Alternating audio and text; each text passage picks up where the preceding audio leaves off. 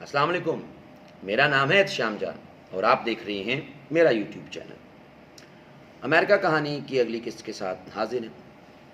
आज हम जो रिमेनिंग हमारी कॉलोनीज़ हैं वो कैसे डेवलप हुई, कैसे इवॉल्व हुई, उस पर बात होगी। मेरा ये मानना है कि कोई भी सब्जेक्ट कनेक्टिविटी के बगैर पॉसिबल नहीं, और ये मैं टाइम एंड अगेन बात मुख्तलिफ लेक्चर्स में करता रहता हूँ। तो आप जो इससे पहले कि अमेरिका कहानी की ग़ालिबन 4 एपिसोड्स अभी तक हुई हैं, तो उनको एक दफ़ा ज़रूर देख लें ताकि एक कनेक्टिविटी, एक अंडरस्टैंडिंग डेवलप होती रहे। सोर्स जो सबसे ऑथेंटिक सोर्स है वो अनफिनिश्ड नेशन बाय एलन ब्रिंकले, वो सबसे बेहतरीन सोर्स है। हमने अभी तक 5 कॉलोनीज़ को डिस्कस किया था जी। हम साउथ में वर्जीनिया को डिस्कस किया था, और नॉर्थ में तो पूरी 4 कॉलोनीज़, एक मैसाचुसेट बे, बड़ी मैसाचुसेट कॉलोनी, और उसमें से कैसे फिर न्यू हैम्पशायर, कनेक्टिकट और रोड आइलैंड जो है वो डेवलप हुए, लार्जली जिसमें रिलीजन एक इम्पॉर्टेंट रोल प्ले करते नज़र आता है। कि प्रोटेस्टेंट्स में जो छोटी छोटी डिवाइड होनी शुरू हो गई, और उनके जो मौलवी थे उस वक़्त के, उनके दरमियान इख्तलाफात, तो जो उनको वो अपने अपने न्यू एरियाज़ में वो जाना शुरू हो गए। अब जनाब आगे बाकियों की बात कर लेते हैं।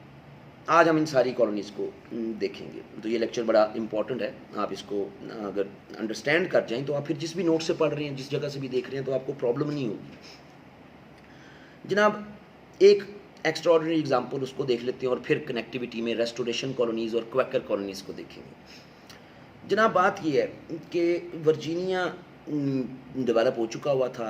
हमने बात भी की हुई थी कि हेड राइट सिस्टम में 50 एकड़ जो है वो ज़मीन भी लोगों को दी जाएगी। इंडेंचर था, स्लेवरी अभी नहीं थी, इंडेंचर था कि आओ 5 साल काम करो, 7 साल काम करो, और उसके बाद एक आपको ज़मीन दे दी जाएगी। काफ़ी लोग चले जाते थे। लेकिन वर्जीनिया में कैथोलिक्स और प्रोटेस्टेंट मिक्स जो है वो डेवलप हो रहे थे। और जो कैथोलिक्स थे उनका ये ख्याल था कि एक प्रॉमिस्ड लैंड, जो कैथोलिक्स की भी ज़रा भाईजान होनी चाहिए ना जी। तो लॉर्ड बाल्टीमोर है, कैथोलिक है। लॉर्ड बाल्टीमोर ने जनाब इजाज़त ली क्राउन से, और उसने कहा जनाब कि मैं थोड़ा सा वर्जीनिया से ऊपर थोड़े से इलाके जो है वो कैथोलिक्स के लिए बनाऊँ। कैथोलिक्स के लिए कॉलोनी बनी जिसका नाम है जी मैरीलैंड। नाम से ज़ाहिर हो रहा है, लेकिन हैरत की बात यह है, अच्छा कैथोलिक्स को आबाद करना है कि सिर्फ कैथोलिक्स आएँ, और इंसेंटिव भी देना है। इंसेंटिव क्या देना है? इंसेंटिव ये देना है जनाब कि वर्जीनिया में तो 50 एकड़ मिल रहा है ना हेड राइट पे, जो कैथोलिक मैरीलैंड में आएगा इंडेंचर के कॉन्टेक्स्ट में, उसको 100 एकड़ दिया जाएगा। लो जी, मुझे मिलता मैं तो चला जाता उस टाइम 100 एकड़। मैं तो सारी उम्र भी पढ़ाता रहूँ तो जो है वो 10 मरले नहीं बना सकता, तो मैं तो ज़रूर चला जाता। लेकिन हैरत की बात यह है कि मैरीलैंड की कॉलोनी में टोटल 17 कैथोलिक्स गए, and rest of the people जो है वो फिर अगेन वो प्रोटेस्टेंट्स। मैरीलैंड की कॉलोनी और वर्जीनिया की कॉलोनी की nature, mode of economy, means of production same है, एग्रीकल्चर ही। साउथ की ही जनरली कॉलोनी समझा जाती है। ये भी चेसापेक बे की कॉलोनी है, वर्जीनिया भी चेसापेक बे की कॉलोनी, मैरीलैंड भी चेसापेक बे की कॉलोनी। एक कॉलोनी अब जो हम कहानी शुरू करने लगे हैं पहली कॉलोनी से, अब कहानी शुरू होने लगी है रेस्टोरेशन कॉलोनीज़। जी जनाब, हम जब ट्रेडिशनल नोट्स पढ़ते हैं, ट्रेडिशनल किताबें पढ़ते हैं, तो उसमें नॉर्मली 3 कैटेगरीज़ में डिवाइड करके कॉलोनीज़ की लाइफ ऑफ कॉलोनीज़ बता दी जाती हैं। नॉर्दर्न यानी न्यू इंग्लैंड, उसके बाद जी मिडिल कॉलोनीज़ और सदर्न कॉलोनीज़। एलन ब्रिंकले की खूबसूरती ये है कि ये जो कॉलोनीज़ की एवोल्यूशन बनाता है, ये यूके की हिस्ट्री के साथ कनेक्ट करके बनाता है। ये बड़ा मज़ेदार काम है। तो चेसापेक बे की जो सॉरी उसके मैसाचुसेट्स बे की जो कॉलोनीज़ हैं वो तो एक्सीडेंटल हैं। तो प्रोटेस्टेंट नीचे वर्जीनिया रहे थे, वो तो समंदर में तूफान आ गया, ये मैसाचुसेट्स में रुक गए, और फिर वहीं के हो गए, वहीं पर आ गए, फिर और ज़्यादा बढ़ते गए, वो तो एक्सीडेंटल हो गया। एग्रीकल्चर वहाँ थी नहीं, रिजल्टेंटली वहाँ पर एजुकेशन पे, लेबर पे, और उस वक़्त के लिहाज से जो भी टेक्नोलॉजी और जो भी छोटी मोटी इंडस्ट्री, उसी पे फोकस होना था, उसी से लोगों ने गुजर बसर करना था। और यही कनेक्टिविटी आज तक हम देखते हैं कि ये एरियाज़ जो लार्जली अमेरिका के नॉर्थ ईस्ट में हैं, यहीं पर ज़्यादा आपको जो है वो यानी कॉन्शियसनेस का फ्रेमवर्क आपको पूरी तारीख में इनकी उन्हीं एरियाज़ में ज़्यादा मिलता है। बोस्टन मैसाचुसेट्स में, वहीं पर आज़ादी की भी तहरीक सबसे ज़्यादा चली। बोस्टन टी पार्टी वहीं पे हुई, बोस्टन मैसेकर्स भी वहीं पे हुए। कॉनकॉर्ड जहाँ पे पहली दफ़ा यूके के फौजियों को मारा गया, वो भी मैसाचुसेट्स में। फिर जब आगे चल के हम देखेंगे डैनियल शेज की रिबिलियन है, वो भी मैसेच्यूसेट में। मैसेच्यूसेट का पॉलिटिकल कॉन्शियसनेस का लेवल उस पूरे रीजन का वो हमेशा हर दौर में ज़्यादा ही रहा है। लो जी, अब बात ये है कि यूके की हिस्ट्री को थोड़ा सा देखना बड़ा ज़रूरी है अगर आपने इनकी बाकी कॉलोनीज़ को देखना है, क्योंकि जिस तरह एलन ब्रिंकले डिवाइड करता है वो इस तरह मिडल साउथ और न्यू इंग्लैंड में नहीं डिवाइड करता। वो ऊपर वालों को कह देता है मैसेच्यूसेट बे कॉलोनीज़, नीचे वाली को कह देता है चेसापिक बे कॉलोनीज़, यानी वर्जीनिया और मैरीलैंड ये आ गई चेसापिक बे में। ऊपर वाली मैसेच्यूसेट बे, जिसमें Massachusetts, New Hampshire, Connecticut, Rhode Island, ये चार ऊपर। अच्छा, अब जेन में आएगा क्या हम पेपर में ऐसे लिख सकते हैं? बिल्कुल लिख सकते हैं। हम तो नहीं कह रहे ना जी, एक हिस्टोरियन कह रहा है, अवार्ड याफ्ता किताब है उसकी, रिकमेंडेड है किताब एलन ब्रिंकले की, ट्रेंड हिस्टोरियन है, तो इसमें कोई ऐसी मजाक वाली बात नहीं है। यूके की हिस्ट्री को देखना बड़ा ज़रूरी है जी। अगर अब आपने देखना है कि डेलावेयर कैसे कॉलोनी बनी, अगर आपने देखना है न्यूयॉर्क कैसे कॉलोनी बनी, आपने देखना है न्यू जर्सी कैसे कॉलोनी बनी, ठीक है जी। अब इन और ये Carolina, north Carolina, South Carolina, ये कैसे कॉलोनीज बनी, तो आपको फिर यूके की हिस्ट्री को थोड़ा सा देखना पड़ेगा। यूके में जनाब चार्ल्स वन किंग था, कोई 1630s और 40s में। चार्ल्स वन साहब बड़े ना चाहते थे कि मोनार्क का जो है वो होल्ड रहे। पार्लियामेंट मौजूद थी लेकिन पार्लियामेंट का ज़्यादा जोर ना हो, मोनार्क का हो।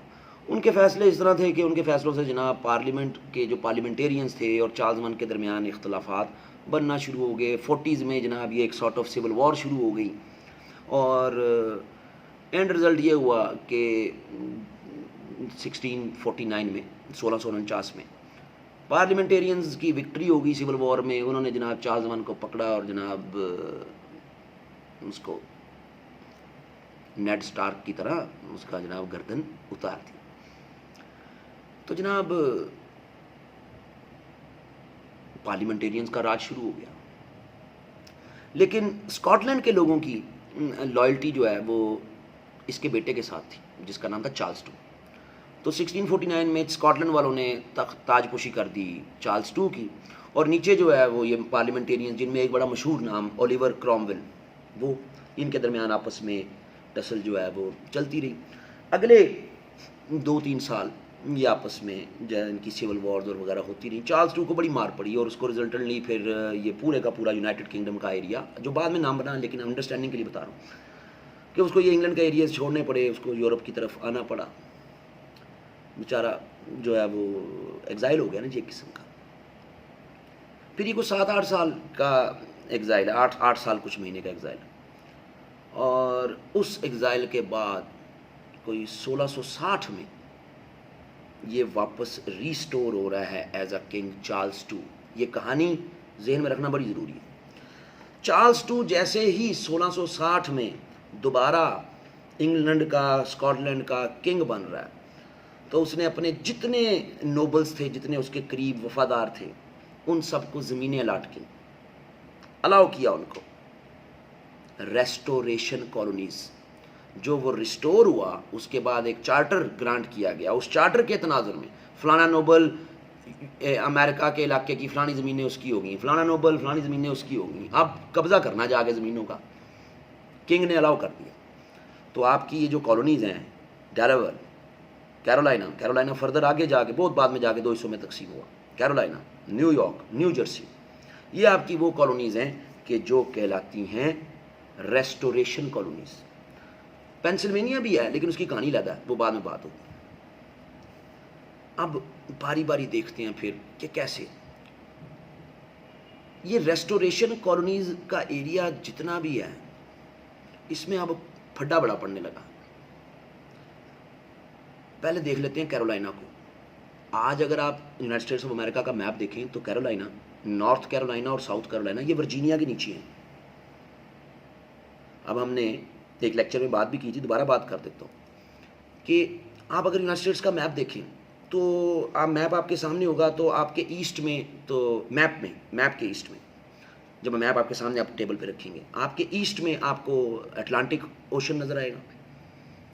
फिर ये पट्टी है पहली कुछ स्टेट्स की जिनमें वर्जीनिया, और वर्जीनिया और इन स्टेट्स जो पहली पट्टी की स्टेट्स हैं उनके साथ ही आप देखें तो आपको संगलाख पहाड़ी सिलसिला मिलता है, अपलाचियन माउंटेन, जिसको क्रॉस करना नियरली इम्पॉसिबल है। किया एक बाबे ने क्रॉस, डैनियल बून ने, वो हम करेंगे वेस्टवर्ड एक्सपेंशन में, लेकिन लार्जली इम्पॉसिबल। तो यानी वर्जीनिया की जो एक्सपेंशन अगर होनी है तो वो या ऊपर नक्शे में या नीचे। अपलाचियन माउंटेन तो एक कवर है, ये वर्जीनिया से थोड़े से ऊपर से अपलाचियन माउंटेन का सिलसिला शुरू होता है और नीचे जॉर्जिया के पास तक जाता है आज के मैप। तो वर्जीनियंस या ऊपर या नीचे। अब इस टाइम में 1634 में मैरीलैंड तो बन गई थी, यानी वर्जीनिया के ऊपर जो स्टेट थी वो तो बाउंड्री बन गई कि इससे ऊपर मैरीलैंड है, लेकिन वर्जीनिया के साउथ में कोई बाउंड्री नहीं है, यानी नीचे वर्जीनियंस जाए जा रहे हैं, ज़मीनें काश्त किए जा रहे हैं, नई ज़मीनें पकड़ी जा रही हैं, सारा ही वर्जीनिया है। और क्राउन ने चार्टर दे दिया कि यहाँ तक वर्जीनिया और इससे नीचे जो है वो 8 अपने नोबल्स को, 8 नोबल्स को चार्टर दे दिया कि जाओ मेरे भाइयों, जाके कैरोलिना आबाद करो, तुम्हारा हो गया। अब नोबल्स आगे अपनी थोड़ी बहुत सी जो है वो मशीनरी के साथ, फोर्सेस के साथ, आगे पता लगा वर्जीनियंस बैठे हैं जी, आबादी बड़ी है यहाँ पे, तो फैला हुआ है, तो डिवाइडिंग लाइन बनाओ जी, डिवाइडिंग लाइन बनेगी वर्जीनिया और कैरोलिना के दरमियान। तो काफ़ी हद तक वर्जीनियन पीपल वो उस नए कैरोलिना का हिस्सा बन गए, शोर मचाना शुरू कर दिया लोगों, क्योंकि वर्जीनियन वो जहाँ तक भी फैला हुआ है वो अपने हाउस ऑफ बर्जेस में उसकी नुमाइंदगी हो रही है। कैरोलिना में तो अभी नई नई चीज़ बननी है, नया सिस्टम पता नहीं कैसा आना है, लोग शक्कू शुबात में। तो जैसे ही ये 8 नोबल्स की रूलिंग शुरू हुई है, रोला पड़ना शुरू हो गया। ये रोला इतना ज़्यादा ख़तरनाक है कि जनाब क्राउन को ये डिवीजन करनी पड़ी, बहुत बाद में हुई, कोई लगभग 1710 में, 1710 में ऑफिशियल, लेकिन उससे पहले अनऑफिशियल डिवीजन ही हो गई थी। वर्जीनिया के बिल्कुल नीचे नॉर्थ कैरोलिना में वर्जीनियंस ही उसी मॉडल पे चलेंगे जिस मॉडल पे वर्जीनिया चलता है, और नॉर्थ कैरोलिना से नीचे साउथ कैरोलिना में नोबल्स ने अपना एडमिनिस्ट्रेटिव कंट्रोल बना लिया, ऑफिशियल स्टेटस इसको 1710 में मिल गया। अब ये वर्जीनिया के साथ की पट्टी है, जैसा वर्जीनिया वैसा ही कैरोलिना, खरबूजे को देख के रंग पकड़ता है। Maryland, Virginia, North Carolina, South Carolina, इन सब की इकोनॉमी में एग्रीकल्चर इंपॉर्टेंट रोल प्ले कर रही है जी। इन सब में इंडेंचर चला है जी, इंडेंचर एक्सपेंसिव होता गया है, तो इन तमाम कॉलोनीज में फिर स्लेवरी आई है जी, सस्ती पड़ती है। ये वो तमाम कॉलोनीज हैं अदर देन मैरीलैंड के जिन्होंने अमेरिकन सिविल वॉर में फेडरेशन के खिलाफ हथियार भी उठाए हैं। मैरीलैंड ने क्यों नहीं उठाए? क्योंकि मैरीलैंड की बाउंड्री से ऊपर सारा नॉर्थ है, और मैरीलैंड की स्टेट में एक मिक्स कल्चर भी मौजूद था, और प्लस मैरीलैंड के सियासतदान जो है ये समझते थे कि सबसे ज़्यादा मार फिर हमें पड़ेगी, तो हमें न्यूट्रली रहना चाहिए। खैर चलती है जी आगे। ये तो हो गया जनाब कैरोलिना की कहानी, जो नॉर्थ और साउथ में डिवाइड होगी, और मोड ऑफ इकोनॉमी भी मैंने आपको बता दी। अब अगर आप मैप को सामने रखें, ऊपर कनेक्टिकट, रोड आइलैंड, नीचे उस कर्व में नीचे की तरफ मैरीलैंड, उससे नीचे वर्जीनिया, ये बीच का जो रास्ता है, मैसाचुसेट्स, कनेक्टिकट, रोड आइलैंड और नीचे मैरीलैंड, इसके बीच का रास्ता, ये भी तो पीस ऑफ लैंड है। इनमें भी तो इलाके हैं, ये भी इलाके दिए गए, ग्रांट किए गए। जिनको ग्रांट किए गए, जब वो आए तो उन्होंने देखा कि भाई जी यहाँ तो वो हिसाब नहीं है वर्जीनियन पीपल वाला कि अपने ही लोग बैठे हुए हैं, वहाँ तो दूसरी कौमें आबाद थी, उनसे अब वो इलाके वापस लेने हैं आपने। डेलावेयर, न्यू जर्सी, न्यूयॉर्क, ये वो पूरी पट्टी है जिसमें मुख्तलिफ यूरोपियन पीपल, मुख्तलिफ यूरोपियन क्राउन्स ने अपने अपने लोग भेजे हुए थे, बाकायदा आबादियां मौजूद थी। इन तीनों में डच का इन्फ्लुएंस बहुत ज़्यादा था। न्यूयॉर्क तो बाद में नाम पड़ा है, पहले तो न्यू एम्स्टरडैम कहते थे। तो ये जनाब रेस्टोरेशन का तो मिल गया हुआ था, एक ठेका किस्म का, लेकिन इस फेज़ में 3 बड़ी खूनी जंगें हो रही हैं अटलांटिक में, इन एरियाज़ में, इन कॉलोनीज़ के को एक्वायर करने के लिए। Anglo Dutch Wars, first Anglo Dutch war हुई, डच हारे, और ब्रिटिश को कंट्रोल मिल गया डेलावेयर का। लेकिन डेलावेयर यानी बनी बनाई कॉलोनी मिलेगी, रेडीमेड। ये बड़ा मज़ेदार काम है। विलोनिया बेल्जियम का इलाका, विलोनिया का ये एडमिनिस्ट्रेटर और सी नेविगेटर और बड़ा जर्नैल टाइप ही आप समझें। तो जनाब ये बाबा जी थे पीटर मैन्यू ने जनाब, हालांकि बेल्जियम से उससे था, बेल्जियम से, लेकिन जनाब डच के लिए इसने जो है गुजारा। विलोनिया एट दैट टाइम जो है वो बेल्जियम तो था को नहीं, तो विलोनिया डच ही एडमिनिस्ट्रेटिव कंट्रोल में था एट दैट टाइम। तो इसने इस्टेब्लिश की थी पहली डच कॉलोनी डेलावेयर में। फिर इसका डच के साथ बड़ा आदमी था, बड़ा दिमाग था, इसका डच के साथ थोड़ा सा इख्तलाफ हुआ। फिर जनाब ये आ गई आपके पास थोड़े अरसे के लिए स्वीडिश के पास, लेकिन वो ज़्यादा देर नहीं, दोबारा डच ने दोबारा जो है वो कंट्रोल बना लिया। तो डच के कंट्रोल में ये इलाके थे और यहाँ से जनाब वो हारे तो जनाब अमेरिकन के पास आ गए। लेकिन डेलावेयर की जो इकॉनमी का मोड है वो भी लार्जली मैरीलैंड जैसा ही है, लेकिन लोग तो बस रहे। ऐसा तो नहीं है कि जो लोग बस रहे थे उनको जब सबको खाली करा दिया गया, लोग तो बस रहे। इसीलिए हम देखते हैं कि डेलावेयर का भी जो सिविल वॉर में जो उसका रोल है वो भी जो है उसको भी यानी आउटराइट सपोर्ट नहीं है किसी ग्रुप की। डेलावेयर के साथ ही है न्यू जर्सी। अब न्यू जर्सी का एरिया, पहले न्यूयॉर्क पर बात कर लेते हैं, सॉरी, वो कि न्यू जर्सी जो है वो थर्ड एंग्लो डच वॉर के बाद, लेकिन चलो साथ ही है तो बात कर लेते हैं। न्यू जर्सी भी ये एक साथ ही हो रहा है सब कुछ। 1664 में 1664 में ही फर्स्ट एंग्लो डच वार, 1664 में ही सेकेंड एंग्लो डच वार, 1664 में ही थर्ड एंग्लो डच वार। तो फर्स्ट वॉर से तो डेलावेयर पकड़ लिया, थर्ड वॉर से आपने पकड़ा जो है वो न्यू जर्सी का इलाका, और सेकेंड वॉर से न्यूयॉर्क का। सिर्फ ऑर्डर में है लेकिन ज्योग्राफी साथ साथ है इसलिए बता रहा हूँ। न्यू जर्सी भी आपने कैप्चर किया एरिया, डच का ये पूरी एक पट्टी थी, और डच मशहूर थे स्लेव ट्रेड के लिए। सो जब ये ब्रिटिश का कनेक्शन बना, न्यू जर्सी के भी एरिया पकड़ लिया। न्यू जर्सी में जिस लॉर्ड बर्कले था जिसको ये चार्टर दिया गया था, न्यूयॉर्क जो न्यू जर्सी और डेलावेयर से ऊपर के एरियाज, मैरीलैंड से ऊपर के areas, Duke of York, Charles to UK का उसका सगा भाई ड्यूक ऑफ यॉर्क, उसको यॉर्क को जो है ड्यूक ऑफ यॉर्क को अपने ये इलाके दे। अब यहाँ तो ये गढ़ था न्यू एम्स्टरडैम डच ट्रेड का, वो आया उसने जनाब फिर आके डच को सेकेंड एंग्लो वॉर में, एंग्लो डच वॉर में डिफीट किया। ये इलाकों का फिर नाम उसके नाम पे न्यूयॉर्क हो गया। लेकिन इस पूरी पट्टी में Delaware, new Jersey, New York connected पट्टी है।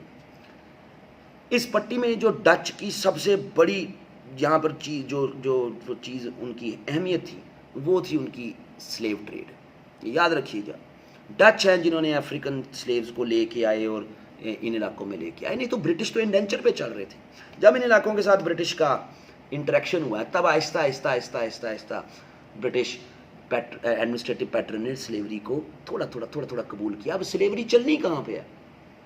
ऊपर तो आपके आर्टिजनशिप है, एजुकेशन है, ऊपर आपने सिर्फ घर में मुलाजम रखना है तो ब्लैक जो है वो चलो आप रखें ना रखें, लेकिन ये सारी स्लेवरी तो होगी साउथ में जहाँ पर एग्रीकल्चर है। भाई क्या यार, आलू टमाटर काश्त करने में क्या ना आए, ये इसीलिए थे कि हमने जनाब फूड प्रोड्यूस करनी। लेकिन जब इन एरियाज में आए हैं साउथ की जो कॉलोनी थी सारी, north Carolina, South Carolina, Virginia, Maryland, Delaware, इस सारी पट्टी में ये क्योंकि कंपनी फैक्टर के साथ आए थे, तो इस सारी पट्टी में जनाब इन्होंने ऐसी फसलें काश्त करनी शुरू की जिससे प्रॉफिट ज़्यादा मिले, बजाय इसके कि फूड। कॉटन करनी शुरू कर दी, टबैको करना शुरू कर दिया। अब ये लेबर इंटेंसिव हैं और इंडेंचर आपको फिर देनी पड़ रही है हर 50 एकड़ पे 100 एकड़ पे। उन्होंने कहा जी जनाब इसको छोड़ो और स्लेवरी पकड़ो, 2 टाइम की रोटी देनी है स्लेव को, बांध के रखना है, टका नहीं देना, स्लेवरी पे चल गए। और वो डच यानी यूं स्लेवरी का एक पहला ताल्लुक। दूसरा ताल्लुक स्लेवरी का बना इनकी आज़ादी के बाद। आज़ादी के टाइम पर भी इतना नहीं था इशू, आज़ादी के बाद उनको मशीन ईजाद हो गई कॉटन जिन के नाम से, कॉटन जिनी, जिससे तेज़ी के साथ जो है वो जनाब सीड लैदा हो रहा है और बाकी कॉटन लैदा हो रही है। तो आप और कॉटन की प्रोडक्शन होनी शुरू होगी, और कॉटन की प्रोडक्शन होनी शुरू होगी, स्लेवरी और बढ़ गई साउथ में। तो बड़ी मज़ेदार इस इनकी कनेक्टिविटी है। ये तो हैं जी रेस्टोरेशन कॉलोनीज़, रेस्टोरेशन वो इलाके जो चार्ल्स टू रिस्टोर हुआ, उसने ग्रांट किए, लेकिन उनमें मेजॉरिटी ऑफ द एरियाज़ वो थे जो डच के कंट्रोल में थे। फिर डच के साथ जंगें होनी शुरू होगी, वीक थे थोड़े से डच उस टाइम पे, इतने ज़्यादा नहीं, लेकिन इस तरह ही आई इनके कंट्रोल। और नीचे जो कैरोलिना वाला वहाँ वर्जीनियंस का इशू था, लेकिन वो चलो घर की बात थी।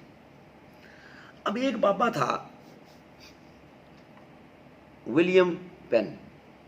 विलियम पेन को भी चार्ल्स टू ने टेरिटरी ग्रांट की थी।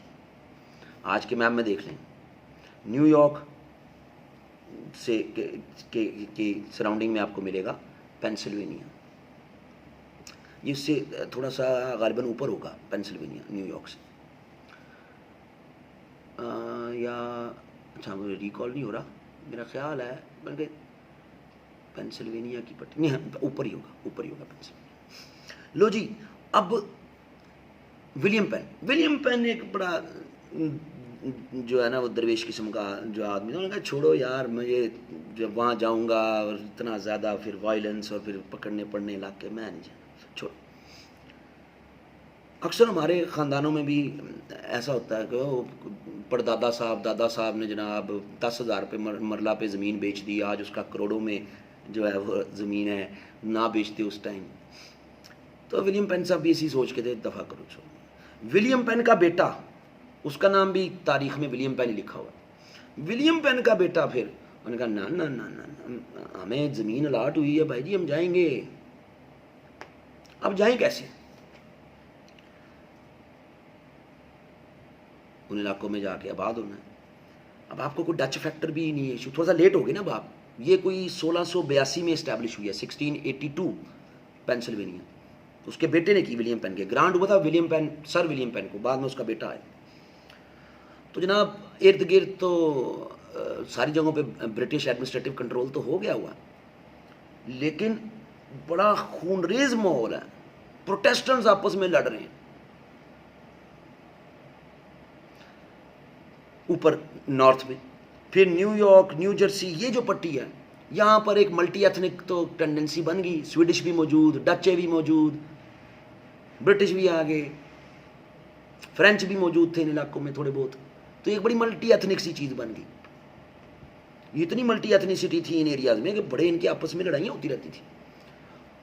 19वीं सेंचुरी की जो है एक मशहूर मूवी भी तो है ना, गैंग्स ऑफ न्यूयॉर्क। अब गैंग्स ऑफ न्यूयॉर्क क्यों मूवी बनी?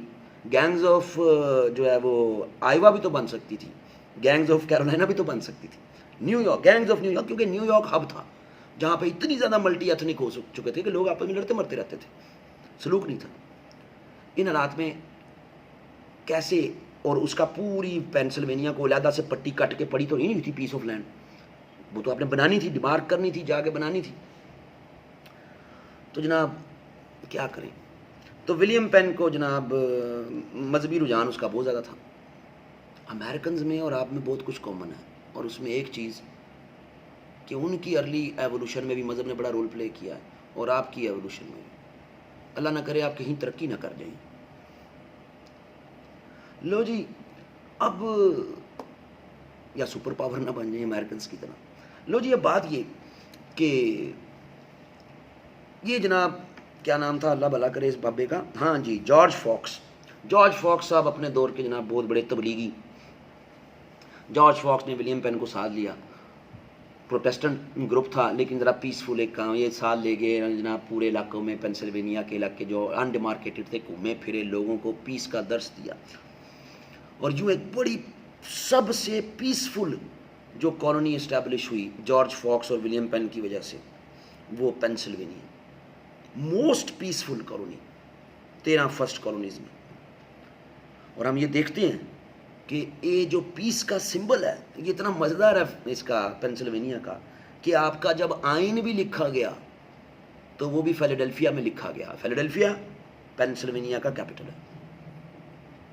सो ये जो सिंबल्स और आइडेंटिटीज़ का इम्पैक्ट होता है ना, ये बड़ा मज़ेदार, और आपकी इसमें कनेक्टिविटी अगर बन जाए तो चीज़ें यूँ बस मज़ा आ रहा होता है। बस अब आपने लिखना है। अब वो मेरे लेक्चर से आप 20 नंबर का सवाल तो ज़ाहिर है नहीं लिख सकते ना, वो तो आपने ज़ाहिर है आपको नोट्स फॉर्म में, पॉइंट्स फॉर्म में लिखना है। मेरा तो काम है, उस्ताद हूँ मैं, मेरा काम है अंडरस्टैंड करवाना। ये इसको क्वैकर भी कहते हैं, रेस्टोरेशन कॉलोनी भी है, क्वैकर कॉलोनी भी है। अब आखिरी कॉलोनी, अब आप मैप को सामने रखें, आप फुल सिक्योर हैं। पेंसिल्वेनिया की पट्टी वो पट्टी है जहां से आप ओहायो की आगे पट्टी शुरू हो जाती है, ग्रैंड ओहायो है आगे पूरे का पूरा, उससे लेके आगे तक आप ट्रेड भी कर रहे हैं, पर स्पेनिश भी मौजूद है, फ्रेंच भी मौजूद है, एडमिनिस्ट्रेटिव कंट्रोल जो है वो फ्रांसीसियों का था, उससे अगली पट्टी में आप ट्रेड भी कर रहे हैं। नीचे की पट्टी में आ जाए, मैरीलैंड के पास से नीचे तक जॉर्जिया तक अपलाचियन माउंटेन है, आपके पास नेचुरल एक जो है वो डिफेंस लाइन है। प्रॉब्लम हो रही थी बहुत ज़्यादा मिसिसिपी के एरिया से, मैप में देख लीजिएगा, जॉर्जिया और नीचे फ्लोरिडा से थोड़ा सा इस तरफ को होंगे तो मिसिसिपी, अलाबामा, ये वाली पट्टी, यहाँ पर के जो रेड इंडियंस थे, लोकल्स थे, इन ये दे यूज टू इन्वेड, और गोरे भी ज़्यादा काम नहीं करते थे, वो भी मारते थे इनको कि जनाब दूर जाए इन इलाकों से। बड़े आपको एक ऐसी बफर स्टेट चाहिए थी, एक बफर कॉलोनी कि जो आपके ऊपर की जो पीस ऑफ लैंड है उनको सिक्योर रखे। एक आपको एक गैरिजन कॉलोनी बनानी थी, तो वो गैरिजन कॉलोनी बनी 1732 में, यानी जंग आज़ादी से कुछ 40 साल पहले, 40 ईयर्स पहले।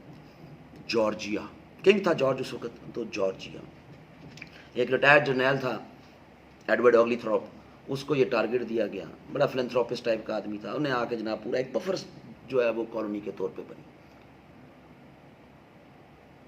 एक गैरिजन स्टेट।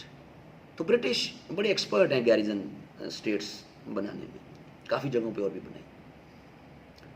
ये जी 13 कॉलोनीज हो गई हैं आपकी। अब कैसे ये आज़ादी की तरफ चले गए? जुल्म तो आप कालों पे कर रहे हैं, बाकी तो आपको बड़ा अच्छा मोल मिला हुआ। ये सब प्राउड फीलिंग है, क्राउन के अंडर हैं आप, और वो राइट्स मिल रहे हैं आपको, पर क्या राइट्स पूरे मिल रही हैं, इस पे डिबेट है। अमेरिकन वॉर ऑफ इंडिपेंडेंस एक ऐसी वॉर ऑफ इंडिपेंडेंस जो पहली जो सोच आती है दिमाग में अमेरिकन की, वो इसको पसंद नहीं करते थे। अमेरिकन वॉर ऑफ इंडिपेंडेंस जिसको शुरू करते वक्त भी लोग रिलक्टेंट थे कि हमें करनी भी चाहिए या नहीं करनी चाहिए। अगले लेक्चर का इंतज़ार कीजिए। शुक्रिया।